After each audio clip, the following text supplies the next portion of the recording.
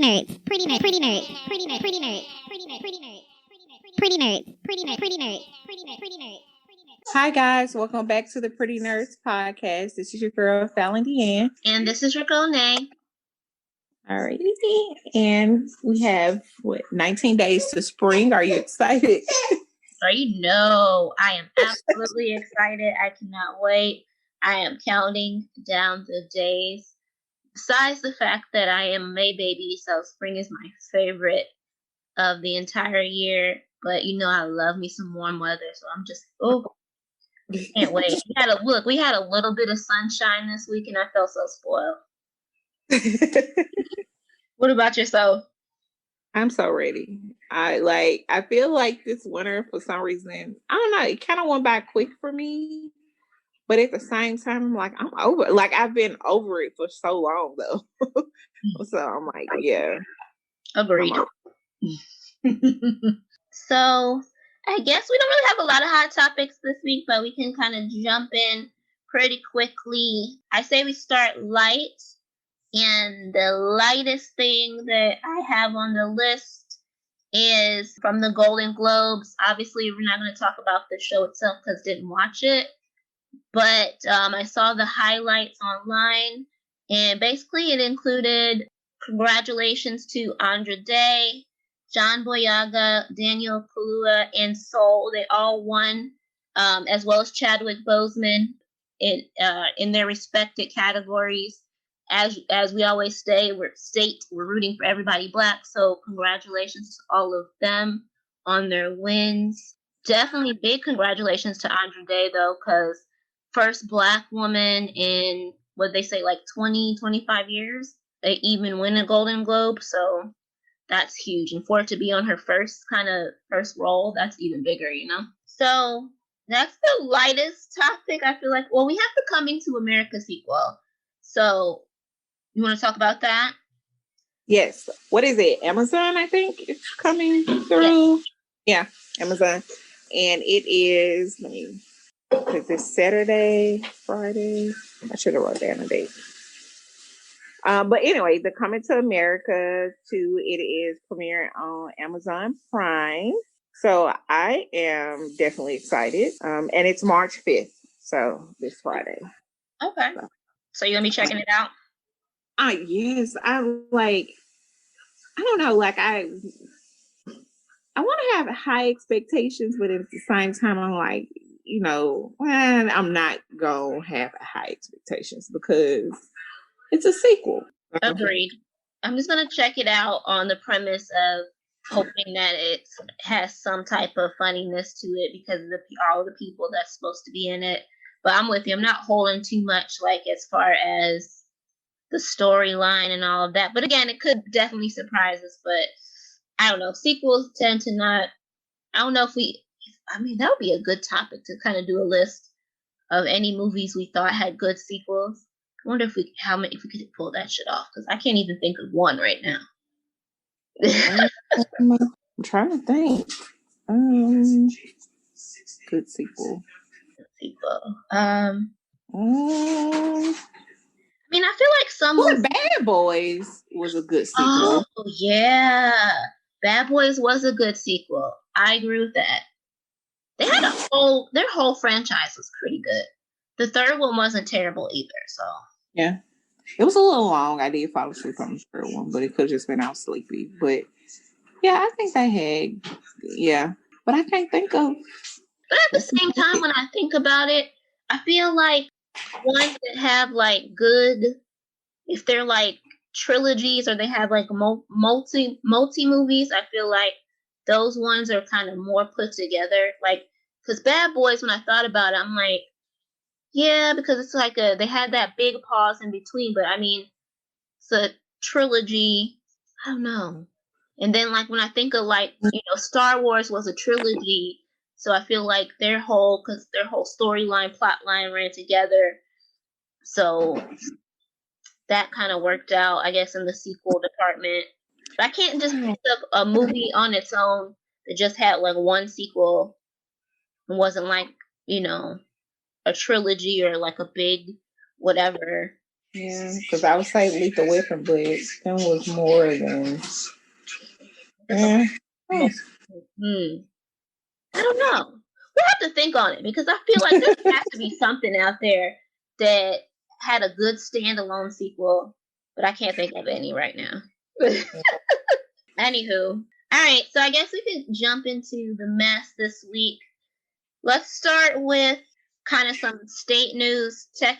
Both Texas and Mississippi, despite the other problems that they're having in their respective states, Texas still kind of dealing with that aftermath from the snowstorm and all those people who were left without water and electricity. And then Mississippi also, in Jackson, Mississippi, they have a bunch of residents who are also dealing without, having water, clean water anyway, to drink or bathe and all of that jazz going on.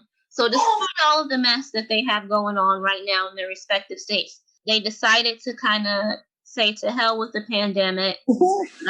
And both of their governors have lifted the statewide mandates for masks. And they have also announced that beginning Friday, I think in Mississippi it's Friday, and then in Texas it's Monday. I'm not sure. And I may have those backwards. It may be Texas Friday and Mississippi Monday. But either way, they're both going to be allowing 100% capacity in all of their social spaces like restaurants, malls, pretty much any business now. What are your thoughts? It's foolish for the simple fact it's so. Firstly, I don't understand Southern states, I guess, fascination with going against science, and not even over religion. We're not going to get into it, but going against science and the CDC person. It's foolish because I'm like, yeah, you're going to see that numbers are going to plummet. We was just in a freaking snowstorm. We couldn't go anywhere even if we wanted to. So of course you're going to see numbers are going to decrease. But then what about now when we're a week later and we are able to go out and go back grocery shopping, when people start back doing quote unquote normal things, then what are the numbers going to look like? And then we know, okay, hot weather is coming. We had a spike last year with May and July nationwide. The death numbers haven't went down. So I don't understand it. And I'm like, you trying to flex. Literally, you trying to flex on the president, just being honest and saying, okay, we're going to do this because he wants us to wear a mask. I'm not going to wear a mask. And you're killing people. No matter how you want to look at it, you're killing people. And I think it still falls back, even though the government is not equipped and not of sound judgment, it falls back on the people to be like, listen, we're still going to wear our masks, which I saw in Texas that some business was like, you can't come in with a mask on. That's a personal choice. Right. Because what if somebody does have a condition where they always have worn a mask? And it's just, to me, it's like America, I don't know what it is. It's like you can go to other countries and people wear masks like, okay, I am sick and I don't want to get anybody else sick. How? I don't understand. I don't. I'm like, it's foolishness. And I'm like, it's always, you can count on Mississippi, Texas, and Florida to come and fuck some shit up. Always. Right. Definitely agree with that. For me, I see two issues. One, my biggest thing is that if you, especially with Texas still being that they have one of the lower ratings in regards to, vaccines, getting people vaccinated in the states. I don't understand the decision. You already had the Houston, as soon as this governor made that announcement, the Houston hospital sent out like a mandate asking people to pick up overtime hours and things like that, just to brace for what they believe is going to be a surge back into their ERs and things of that nature, in regards, because they believe it's going to ultimately cause a spike.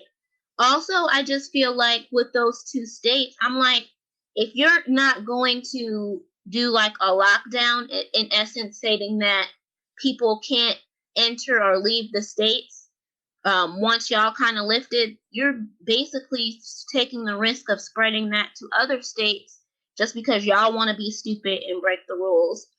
And then my biggest takeaway and the thing that bugs me the most, I guess, in regards to this is it's always in heavily dense places that have lots of minorities, groups that live there. And we're the ones who are going to be the most heavily impacted by it because despite there's, if you look at it, our communities are the least to want to take the vaccine because there are a lot of people who are skeptical about it as is. We also have, are dealing with lack of health insurance, the type of discrimination and things that we already face when we have to go to hospitals when it comes to just healthcare in general. I just feel like it almost feels strategic in a way because they know that a lot of minority communities are not going to be able to, once, everything's open 100%, they're not going to be, they got to put food on the table. So they're not going to be able to, turn down, we got to go to work. I got to go to work because, I got to put food on the table. I got to survive. I got to pay my bills. So, of course, they're going to go to work and they're not going to really have the choice to say, no, I can't go in, or I'd rather stay at home. I don't feel comfortable. I'm just being, you know what I mean? A lot of them are going to have to make that sacrifice. And we're already, minorities are already the hardest hit communities when it comes to this virus anyway. When it comes to the total deaths, it's our communities that are being hit the hardest. And that's just because, like I said, the situation with healthcare and all the kind of discrimination and just issues that we have in general facing with, the healthcare industry. So and then, like I said, on top of that, you have all the people who are so hesitant to take the vaccine. So I just feel like we're going to be the hardest hit, and it almost feels strategic, in my opinion. Like, okay, it's almost like they're picking and choosing places that they know have these high dense minority populations. It's almost like they're picking us the fuck off. I don't know. That's how I know it's kind of conspiracy, but I don't know. It just feels like that a little bit. I mean, I definitely agree with you on that. I don't think it's when it, comes down to conspiracies, because it's like, why are you not? And then of course, you probably know those areas that they're saying, oh yeah, let's lift it. They're already limited on supplies. Mm-hmm. So it's like, are those, you're saying, oh, Texas, the vaccine is coming, but it's not here yet. Exactly. So I'm not, I 100% don't get it, but that's just the right. But I will also say on the other hand of that, I did see a lot of us in the comments and stuff like that comment, well, y'all could stay in the house and be scared y'all whole lives and blah blah blah. I'm sick of wearing masks. We open, we gonna be out, y'all blah blah. To those people, I feel like let Darwin's theory take place, survival of the motherfucking fittest. I feel like some of y'all asses, listen, if you die, you die. Sorry. I hate to say it that way. Baby, but listen, survival of the motherfucking fittest out here, because some of y'all asses really is ignorant as fuck, and it's gonna take for y'all to literally have to see, which is sad. It shouldn't take that, but it's gonna take for you to literally have to see somebody that you know die, or somebody close to you die. Or hell, for you to get sick yourself, for you to really be like, oh man, this shit's for real. Like, this sucks. I don't want nobody who I love or close to have to deal with this shit. And that's what I've seen so many people. It's just basic science. That's what irks me when people like, well, why we don't see people having the flu and the colds anymore? We wear masks. We're social distancing. People are checking temperatures at the door. There's so many, I guess you can say, like, safe procedures. I don't know if that's a good word, safe, but there's so many different procedures. And there are so many different things that we do that we should have already been doing when we had the flu. Is not going if we're sick, or if our nose is running, or if we have a fever. We should not be out, because that means we have an infection and that can spread to other people. Those are things we already should have been doing. So now that we're doing those, of course, you're going to see flu numbers go down. And I'm like, we also have to look at, they was like, this year was the lowest flu rate. Last year was one of the highest. But I'm like, we know from last year, the reason why flu was so high is because COVID was misdiagnosed. And we always want to harp on, those false positives. Well, some people I know said they were positive, they were not. But we don't harp on those false negatives or those people that were diagnosed with pneumonia when they actually had COVID. And that was just an underlining thing that they end up developing pneumonia from COVID. I'm like, so as much credit or you want to give to these false positives, you have to look at the false negatives as well and say, okay, these are the actual numbers. And no matter how we want to look at it, from people that have had COVID, they're telling you it's wreaking havoc on their body. Exactly. Not just like, lung issues. They're talking about brain issues. Some people in February was talking about they still not able to taste and smell from August. Right.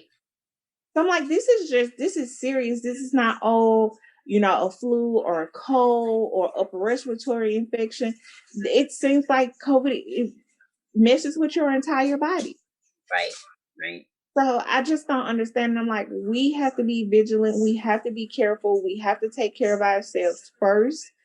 And that includes taking care of the community. Like, what's wrong with wearing a mask? Exactly. Like, how is that? People, like, I don't, it's hard to wrap my mind around, like, it's a mask.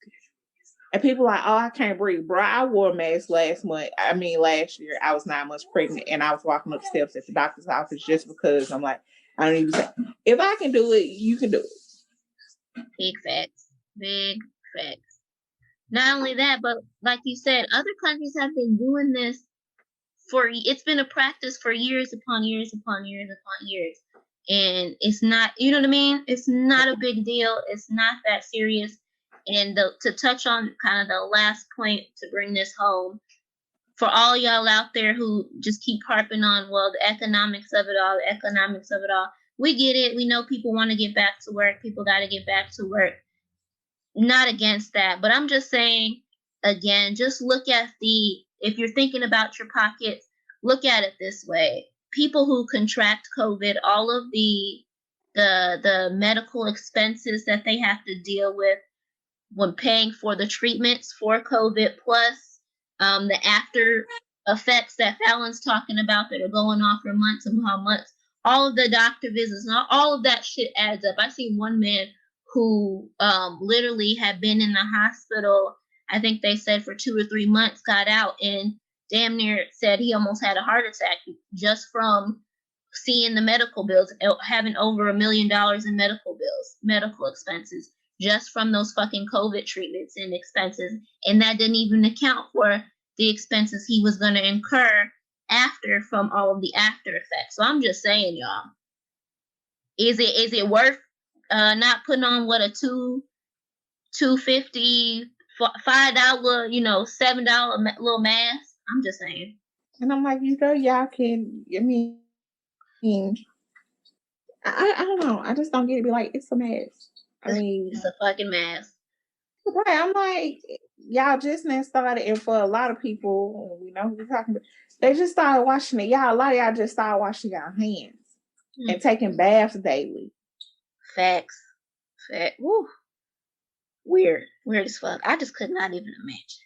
And probably still ain't washing your legs. And y'all trying to talk about some goddamn take the mask off. No, keep them on. Yeah. Oh, Lord. Oh, man. All right. So in other state news, you said there was a story of a town in Illinois that is going to be doing reparations. Yep. So Everstate, Illinois, I think they set aside like $10 million to pay reparations to Black people. I mean, I think it's a step in the right direction.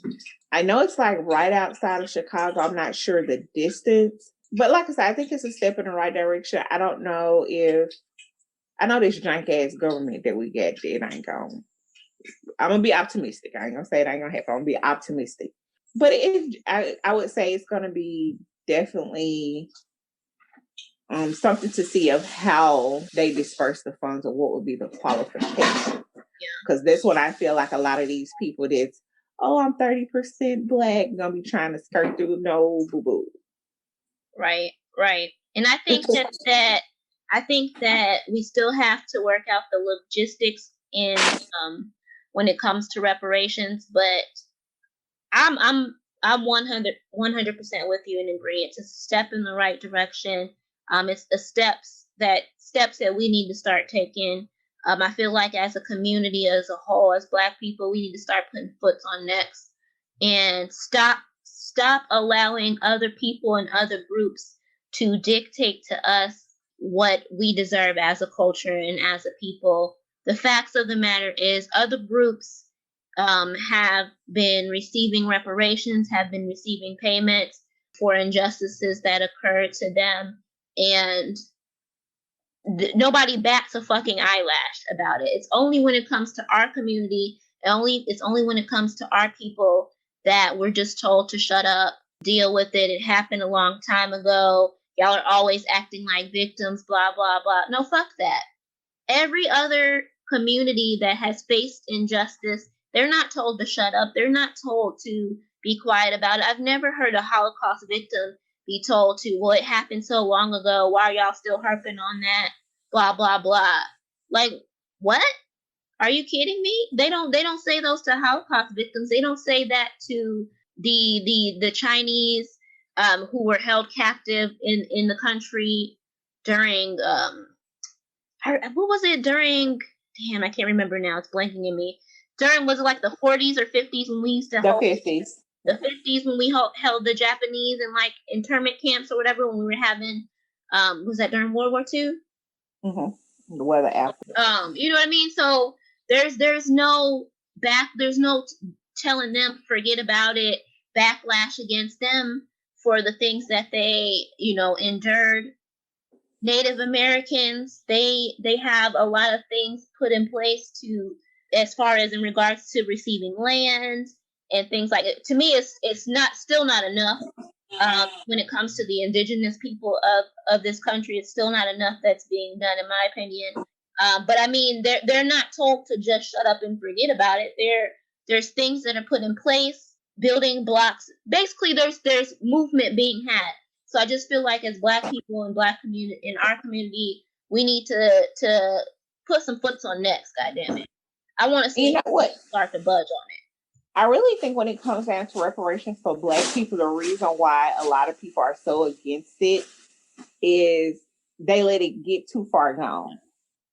Because you can, like with, Jewish people, the Japanese, the indigenous, well, I'm not going to include the indigenous people, but I think with us, it's too far gone because it's like, how do we start paying out? Because now you're on descendants of descendants of descendants of descendants. So it's like, when do we stop paying them out? You don't. Like the fact that there's like, I think last time was like a 200-year gap, what it would take to kind of like, I guess, close the divide. And then you got to think about if you give Black people in America reparations, then you have to look at the islands.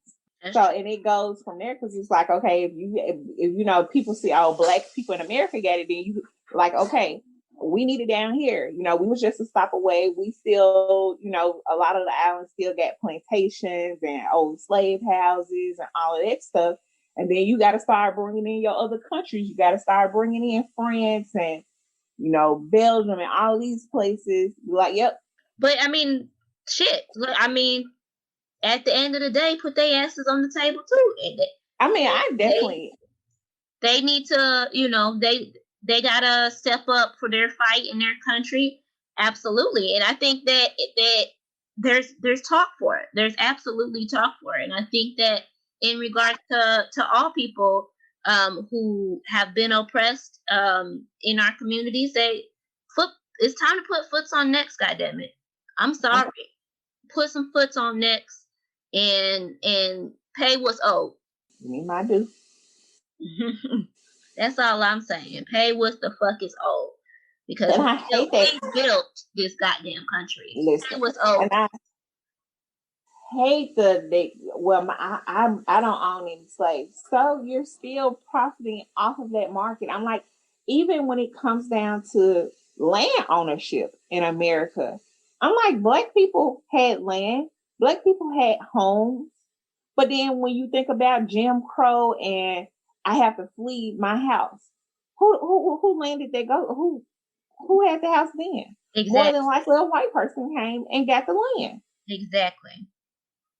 So I'm like, a lot of y'all are literally living, or your family is living on land that's not even theirs. They never even paid for it. Just took it. Big facts. Right. You cannot tell me people that, fled in Mississippi, went to Chicago or whatever for safety reasons and not to be lynched or whatever. Where did that land go? Exactly. Well, like I said, this is definitely a conversation that we should keep having. Keep speaking on. Again, I want to start seeing some progress being made.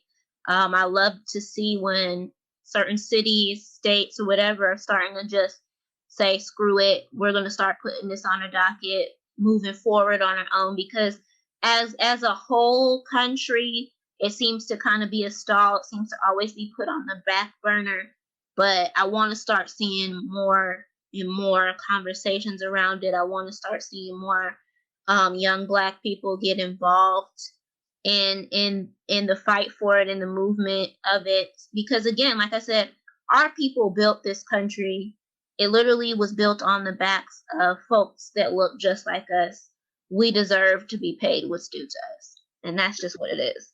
100% facts. And I don't know, like, it's just a conversation. Like, it comes out to end up, even amongst Black people, to be a little elite and classy, because people like, they can just pay off my student loans. No, because everybody didn't go to college. And everybody don't have to go to college to get money that they are due from the government. Exactly. Agreed. And I ain't finna turn all of my money to the government. I'm gonna die with fucking student loans. Give me my fucking money. Listen. You think I'm finna take some money that my family work for to give it back to the government? Hell no. Now, if you want to do that, but I'm not finna be like, oh yeah, give me now. Don't worry about it. I'm gonna continue to make the $80 a month payment. So do what you will. Okay, give me my goddamn check. Shit. All right, so that is all that we have for hot topics today. Let's go ahead and move to the relationship portion of the show. So this week we both kind of went the lifestyle question way. So let's first start with yours, and then we'll jump into mine, because I feel like yours is a little better. Okay. So my question is, how did you survive the lowest point of your life? So honestly, I don't know yet, because I'm still working through. I'm still working through it. But I would say I've just been prioritizing taking care of myself better, focusing on my mental health, trying to search for tips and holistic ways to help myself, whether it be meditation and all of that, but also leaning on traditional ways, still in the search of finding the correct therapist that I want to work with. I haven't found one yet that I quite feel like fits me just yet. I think that having the right therapist is so important. So when I find the one that I feel like fits the most with me, then I definitely feel like that'll be another big step for me. I'm still, like I said, I'm still kind of going through that path as well. And I'm a little leery on medication, just because I haven't been able to get a proper diagnosis yet. But I'll cross that bridge when I get there. So basically, I just feel like for me, it's just been prioritizing myself and trying to just work through some of my mental health and really getting that figured out. So that's kind of been the way I've been dealing with getting through my lowest point. What about yourself? For me, it took a lot of honesty with myself, self-love, and giving myself time, space, and I guess gentleness to heal, because for me, I'm so hard on myself and like, okay, I should be past this. I should no longer be having panic attacks about this. And it was just like a downward spiral. Like I'm having like back-to-back panic attacks. And I'm knowing like, okay, you're going into a panic, and I couldn't just bring myself out of it. And it was causing like other parts of my life to suffer as well. So it just took me really like, okay, just be honest with yourself. And it's not like beating up on myself. It's just like, you know what, this happened. And it's so, it's not okay that it happened, but it happened. You don't have to be stronger that it happened to you, but it happened. And what do you want to do now to heal? What would make me feel better? And it wasn't, like, oh, I'm going to drink alcohol or anything like that. But like I wrote a letter to my mom, just like, okay, this is what happened. They kind of get that off my chest. And then from there, I was just like, you know what? I'm going to start being gentle with myself. Giving myself a lot of grace, a lot of love, doing things that I really, really enjoyed. I think then this is when I started like traveling more by myself. I felt way more comfortable just being with me. So, and even my panic attacks went down. Like I haven't had a panic attack in I don't know how long now. I still suffer from anxiety. I don't think I would ever not suffer from anxiety. Right. But the panic attack stopped. So that was like I'm gonna say a big win in the grand scheme of things. Is like if anybody has ever had a panic attack, like the grip on your heart is like, oh my gosh, I'm having a heart attack. You don't know if you're gonna fall out, what's gonna happen. So I'm like, that was like a big win for me. Like I said, anxiety is probably not gonna ever go anywhere because I get anxious about almost every fucking thing. So yeah, I was like, they just really just like the self-love, being gentle with myself, being honest, and saying what you got to say. And, that's what helped me get over that hump. Right. Well, I mean, we love to hear it. We love to hear it. That self-awareness, self-honesty, just prioritizing yourself. That's a beautiful thing. Wonderful thing to hear. We love that you're feeling better. And we definitely celebrate those wins with not having a panic attack in so long. Because I'm with you, man. Those type of things can be super, super scary. If you ever experienced a panic attack, anxiety, anything like that, that shit can be so fucking scary and just throw off, like you said, throw off so many parts of your entire life. You know what I mean? Not just your mental, but your physical, your relationship suffer, your work suffers, creativity, just everything, So I am definitely working on my anxiety. I cannot get it together for nothing. I'm like, and I'm knowing that I'm anxious. I'm like, okay, calm down. You had a clenched teeth, your back, your posture is all messed up. And I'm like, man, but it's work. So work in progress. All right. So my question for this week sprung from like a debate I saw, another one of those generational debates. So they were talking about the older generation's reluctance to kind of prioritize taking sick or vacation days versus the newer generation's ideology around, using up all of your vacation and sick days. So my question is, do you feel guilty about taking your sick or vacation days and using all of them? Why or why not? And why do you think that generational divide seems to? So I definitely fall in the middle. I don't feel guilty about taking them. I don't take them enough. But I also had a belief as well. I don't like using, like if I get 3 weeks, I'll use 2. And then I'll roll a week over because I'm like, I don't never know what's going to happen. And I got to have a plan. So I'm like, I've never been one of those people that's like, oh, I don't have any time left. Like I wouldn't be comfortable with not having any time left. Now have I been, and the reason why I say that is because I've been caught in a situation of not having any sick time, and foolish of me not having sick time. I was covered got short-term disability, but I'm like, I don't have any sick time, so I got to go back to work. And there was a lack of knowledge as well, but just being in a comfortable place of, you know what, I have sick time, so if something does happen, and especially in a lot of jobs now that don't have generous, you know, sick or vacation time. Right. So I'm in the middle. Now, I do think when it comes to like there is a generational divide where older people think that, not taking vacation days is going to earn you some superstar spot, or, you know, you're going to get a sticker at the end of the year for not taking vacation days. I do think that, because I'm like, when you like listen to like my aunties and my uncles, like, oh yeah, I got, you know, when I retired, I had hundreds of hours. What the fuck were you doing? And why did you not think taking it? You know, like, no, I wouldn't, no. Now, if I'm not feeling well, which I don't, I rarely get sick like that. Listen, I'm taking off. I am not one of them people that go into work and feeling like death. Like, no. So it's definitely a generational thing. And I don't knock young people for doing it. I don't knock, because I'm like, like the job we worked together was when I was like, you know what, I'm taking a mental health day. Like, ain't no wrong, technically, physically, ain't no wrong, but I don't feel like it today. And I think it's necessary to have those days where, you know what, I don't feel like it, and I'm not going to feel like it. I'm not going to wait until the weekend to get a break.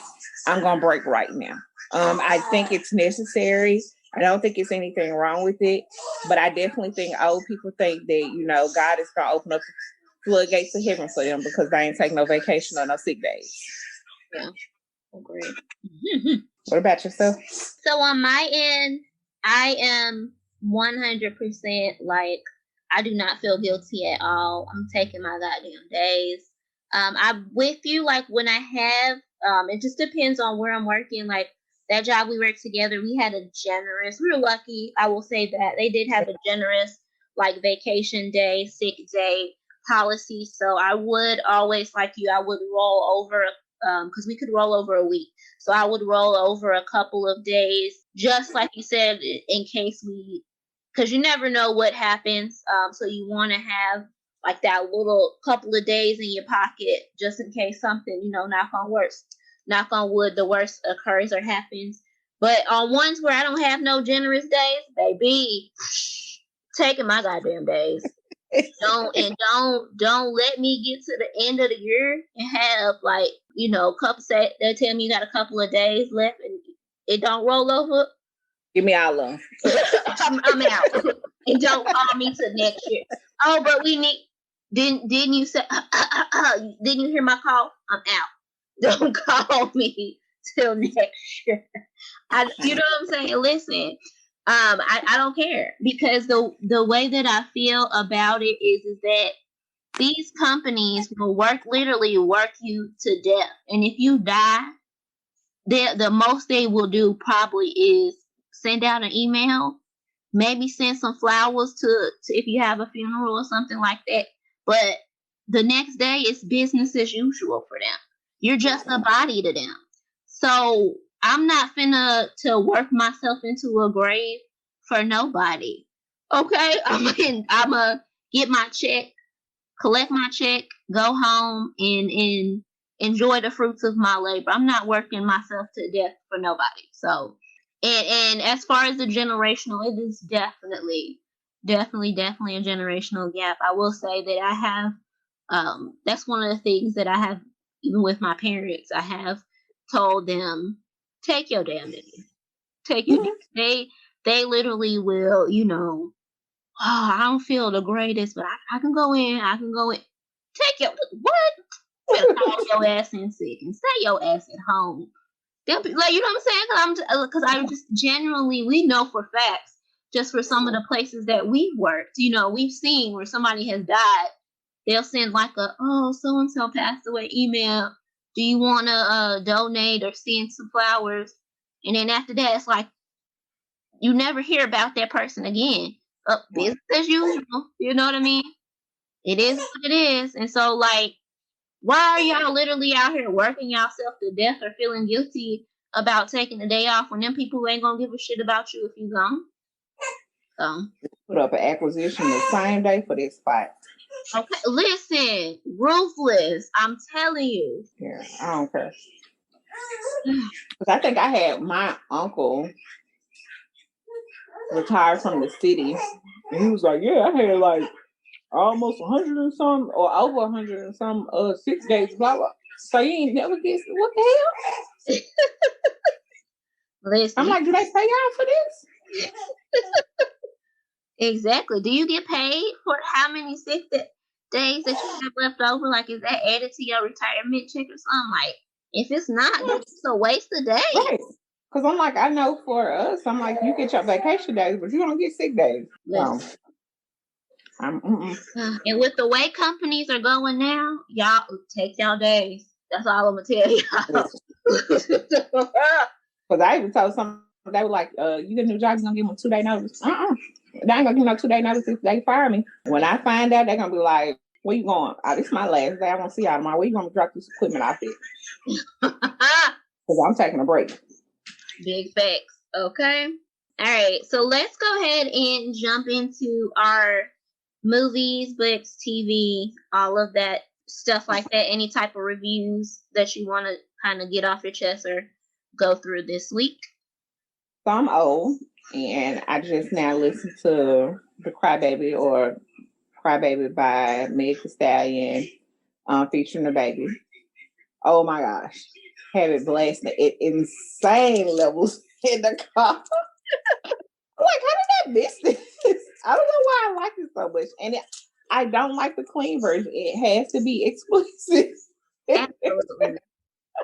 Absolutely. It absolutely did. Listen, I'll be completely honest with you. I hate clean versions of records. Like, I just rather just play the explicit version. It's like, I hate when they like do the little bleepies out. At least back in the day, they used to be creative and like change the word or something like that to something and make you laugh. But now it's just a bleep, and that shit irritates my soul. And now I don't like how they pick and choose words. Like, certain shit you can say, and then certain be like, so why they can say this, but you bleeping out this? Like, it don't make sense to me. If you're gonna bleep out that, you need to bleep out this. But when I say like ignorant levels, like, I know somebody probably with the connection, like, look at this damn fool. Yes. But that's the only thing I listen to. Oh, and I've been like on this Party Next Door, featuring Nipsey, Candy. Man, that's my judge. Okay. I haven't heard that one. I'm gonna have to check that one out. Yeah, that's my judge. Love it. I've been having all my little snap videos with that on there that I ain't published. But right, yep, that's it for me. Okay. So on my end, no like books or music or anything like that new for me. But in the TV realm, so I did check out Ginny in Georgia that's streaming on Netflix. Currently the number one, I think, as of yesterday it was, because that's when I finished it yesterday. So it was the number one thing streaming on Netflix. I've seen really good reviews on it.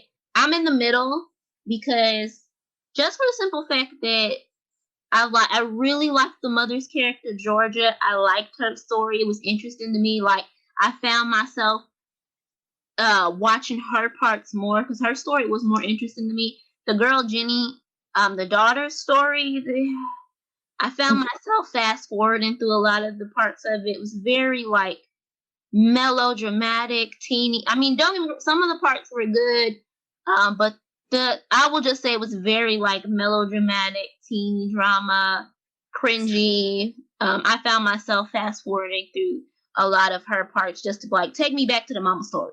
But all around, it's another one of those shows that, like, if you have the time, it's not a long season, so if you just feel like binging something over the weekend, you can definitely sit down. And I feel like you can get through it in a weekend because it took me I started it on Friday evening and I finished it yesterday. So it took me a couple of days to get through, a little longer than my normal, just because, like I said, I heard the daughter, in my opinion, was kind of insufferable. Despite the fact that, as a Black person, certain shit be irritating my fucking soul. So she is mixed. She's a mixed young lady, and it just irritated my soul that when she got to the school, she gravitated to all white friends, and like the other black kid in the school, the other black kids, they tried to reach out to her, and it was like she was just blowing them off until her little white friend stopped speaking to her. Then she decided to go talk to the black kids, and then when she said that with the black kids, she just was kind of looking around like she was just so uncomfortable being around other black. That shit it aggravated my soul. So, because it was so stereotypical, and it just, anyway, needless to say, it bugged the shit out of me. So that was another reason that why I was just fast forwarding through her parts, because that shit was cringy to me. But otherwise, like I said, the mama story, now the Mama Georgia, her story was entertaining. I enjoyed her character. The woman who portrays the Mama Bravo, she does a great job. Now that part had me on my heels. I was like, get back to the Mama story. I like her story. All in all, I mean, it's a solid show. Again, like I said, I would recommend it if you just want to sit down and watch a cute little show over the weekend. It's something to watch and get through. I also watched the United States versus Billie Holiday on Hulu. So hear me out. I wanted to love this. Because one, my family has a personal, connection with Billie Holiday. My grandfather loved Billie Holiday. Till the day he died, he loved his Lady Day because he used to work for her back when he was a boy. Because he ran numbers in Harlem, so he was kind of in that scene, and he used to work for her, like doing her dry cleaning and things like that. So he just loved his Lady Day. She was so down to earth. She just was always so good to people. Adored her. So I watched this. I wanted to love it. Just made me think of my grandfather, and I wanted to love it. I did. But and this is, I will say, salute to Andre. That's why I said she deserved that Golden Globe, because her acting and her performance, she carried that fucking film. Bravo to all of the actors and actresses in it. They carried that film. The writing sucked. And not only did the writing suck, but I will say, I don't know if it was directing, producing, editing, or all three, but the way that the movie was put together, it reminded me, instead of like flowing like a movie should and telling a story, it almost reminded me of like a clip show of where they were just splotching together clips of her life, and it just felt so disjointed and disconnected. Like, it just disappointed me in that regard. And so that's what kind of made me not really like it or really enjoy it. Like, I would not sit and go back and like watch it again or watch it on repeat. I did watch it just for, because like I said, the personal connection. Again, I'm always supporting Black creatives. So I'll give almost anything that has Black folks in it, directed, produced by Black folks, to watch. As long as it ain't no problematic bullshit, I'll give it a watch. But I did not like it. I wouldn't recommend it in regards to just something that I would repeat watch, but give it a watch just to as support. But it's a tough watch. That's all I'll say. I will say, next up on my docket, though, I've been hearing really, really good things about that Notorious B.I.G. documentary that's on Netflix currently. I got a story to tell. They said it's the best Notorious B.I.G. doc. And out of all the docs and movies and things that have been done, they said it's the best one. It's the most honest, and it paints him as the human being, Christopher Wallace, as opposed to just Notorious B.I.G., the rapper. So I'm really, really looking forward to it. They said that his friend D-Rock took a lot of the clips and things and a lot of his home videos and stuff like that during the time. He said that he would never really share it, but he said he felt like now was the time to share. So a lot of the clips and the videos and montages are actual personal videos from one of his best friends during that time. So I'm really, really interested in watching that and kind of checking that one out. So that'll probably be something that I check out this week. All right. Well, that's it on my end. So did you want to do let's jump into our new segment that's going to be coming up with Falan DeAnn? Yes. So I guess I don't know. It'll be something different every week. I guess I'm not sure what I'm gonna call it, but we're just gonna talk. I guess like my topic this week is African American vernacular English that so many people down. And for me, it's like our own language. And I kind of hate how some people trash it as being ghetto or it's not proper English because even Americans don't speak proper English. The most proper don't speak it properly. But anywho, but I saw like a conversation on Twitter this past week where they were, just discussing it. And of course, a lot of elite bullshit comes out as usual, anti-blackness with us speaking in our vernacular. Like it's comfortable. I can't speak for nobody else, but it flows with me. I understand what people are saying. And that's one thing I hate. I don't know if like you ever experienced when people like, what did you say? Motherfucker, you heard me. You know exactly what I said. Facts. Like it was not hard to distinguish what I said.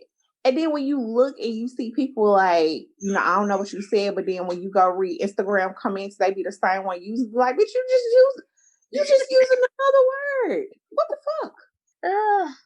Or you be like anti-black as fuck using like AAVE, be like, what the fuck? Right. Or when you see white people use this shit, be like, please don't. Please don't. Agreed.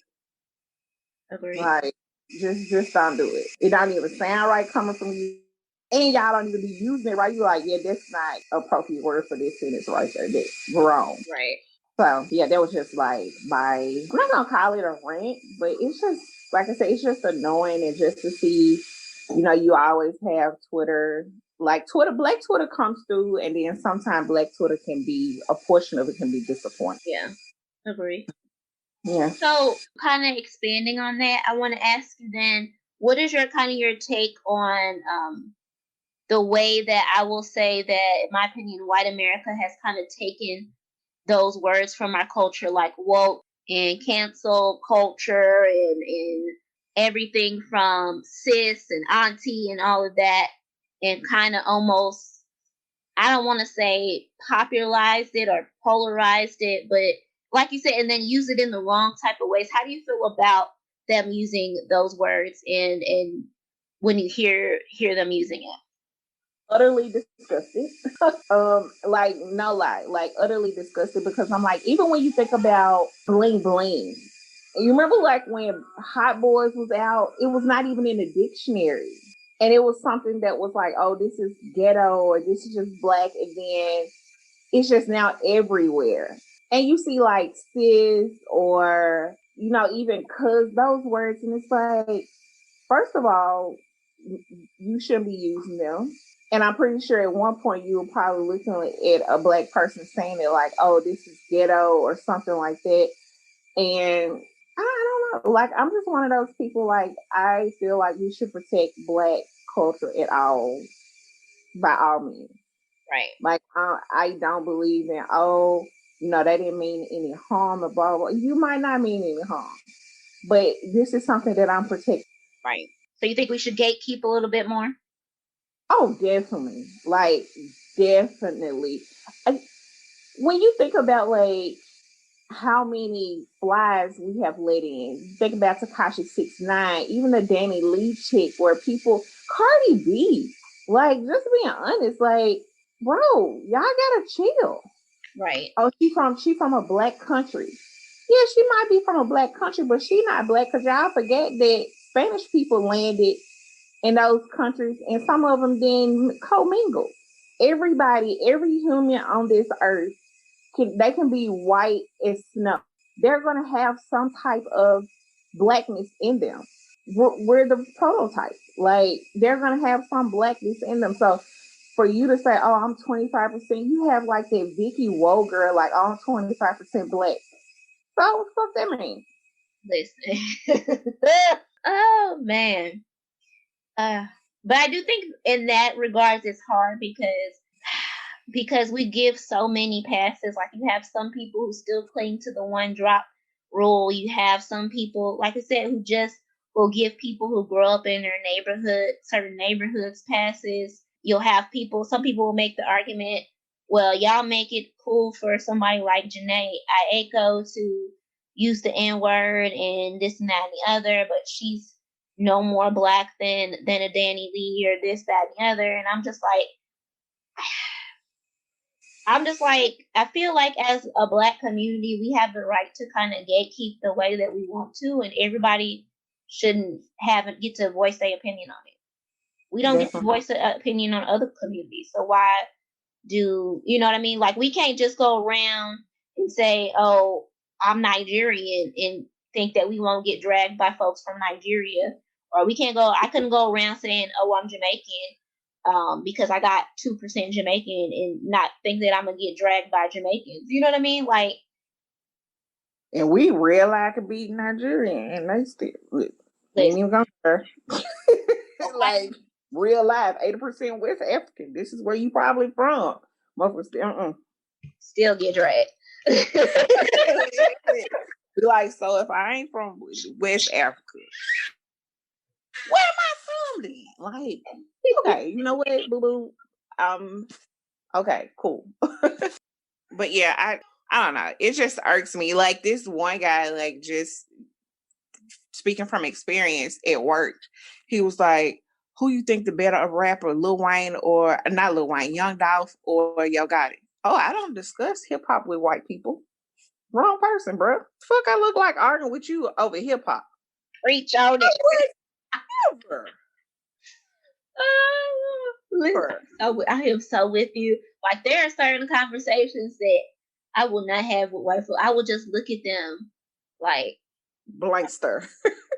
Like, you know what I mean? Like, you ever just be looking at somebody like, you don't move the fuck away from me with this bullshit. Stop playing with me. And that's exactly how I felt when he asked me, and I was like, why are you asking me that? Then another person came and was like, because he thinks blah, blah, blah. We having a debate. Oh, I don't debate with color redacted people on. No. Why would I do that? Okay, some conversations are just for us. Right. And I'm like, even when he's come, he was like, oh, you know who sung blah, blah, blah. Sir, I know you probably know. I know. But again, I'm not having this discussion with you. Fuck, move on. And you don't even wash your legs because you real I was in the office tonight. So y'all wash your legs in the shower? Yes, motherfucker. I still can't believe somebody admitted that shit anyway. Admitted, and he was like, appalled. He was like, so you been down to wash it? Yes, I've been down. And you guess what? I even washed my feet. Can you believe that shit? Yes. Woo! Get down there and scrub on them toes, baby. Listen. Oh. And then he was like, that's dangerous because you can slip and fall. Well, I'm going to hold on to the side of the tub, but I'm washing the bottom of my fucking feet. Oh, man. There's nothing worse than seeing somebody come in the house with like a dirty foot. Like, you see the dirt on their bottom of their, ugh. Peter Gunn. Do you remember that episode? The episode of Love and Hip Hop with Peter Guns, and he laid down, his feet were dirty. Oh, dirty feet, Pete. Ugh, disgusting. He could not have laid anywhere near my face. You can't even think about putting your feet in my bed dirty. Ugh. You don't go take a bath. And what have you been doing all day? Oh, child. All right. So, any more on this topic or anything else that you want to get off your chest in your first official segment this week? Nothing else for me. All right. So, we hope you guys enjoy the new segment by Falan DeAnn. Name coming soon. She's going to be thinking up a name. If you guys have some suggestions out there, slide on over in her DMs. And drop her a little line and tell her what you think in regards to what she thinks she should call segments, or just obviously drop in the Pretty Nerdz DMs. I'm just joking about sliding her DMs because her husband will swing on your ass. Anywho. All right, so I'm going to quickly jump into this week's nerd moment of the week. So just a couple of quick hitters, quick things. Superman and Lois premiered last week. It had pretty decent ratings. Obviously, the CGI is much, much better. They have, they're receiving HBO Max money, not just CW money. So the CGI is better. The graphics looks better. It looks a little bit bigger. Like they just have a bigger budget all around. But needless to say, it was decent. I'm not a huge Superman person, so like I'm not a huge fan of Superman. In general, it's not one of my favorite comic book characters.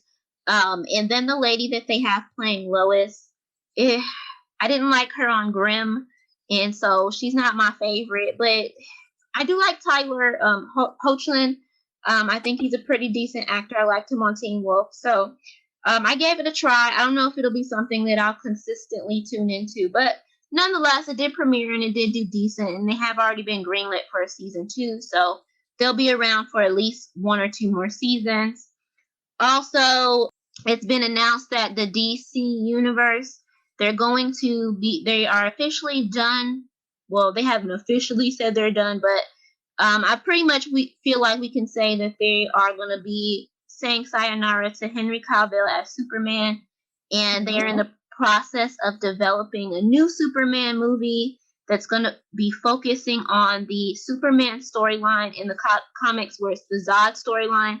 So it's the black version of Superman. So almost like if you ever read the comics, and you know there's a storyline where they said that Zod Sorel was Superman's brother and the Black Superman, whatever.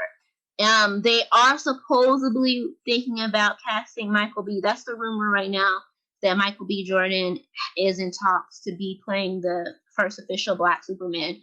But that project is currently in the works over at DC, so we shall see what comes of that.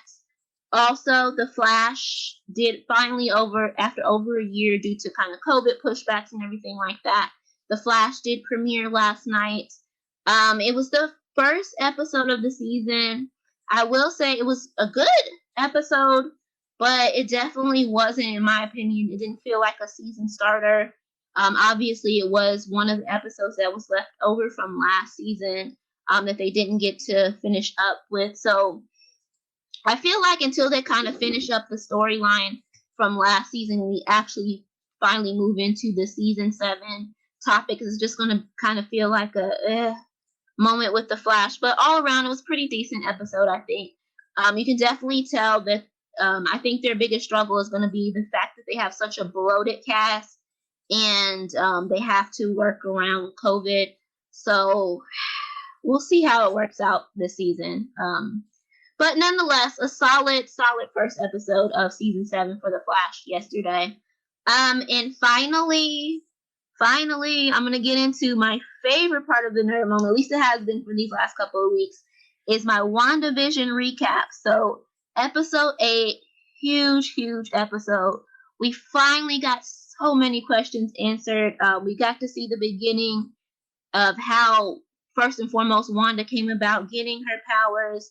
We got to see about how Wanda triggered the hex. Salute to Elizabeth Olsen. She has been doing an amazing this whole series, but episode 8, she really shined, man. The emotions, the grief that she displayed, like, you felt that shit. Like, I literally almost teared up. I ain't gonna lie. When she went in there and she saw his little body tore apart, and she just was like, I can't feel you anymore. Because, you know, they used to have, like, we remember from Infinity War when Vision was dying, when he was being killed by Thanos, and he was like, Wanda, I just feel you. And that's when Thanos destroys the Mind Stone, and she just goes in there and she's like, I can't feel you anymore, blah blah blah.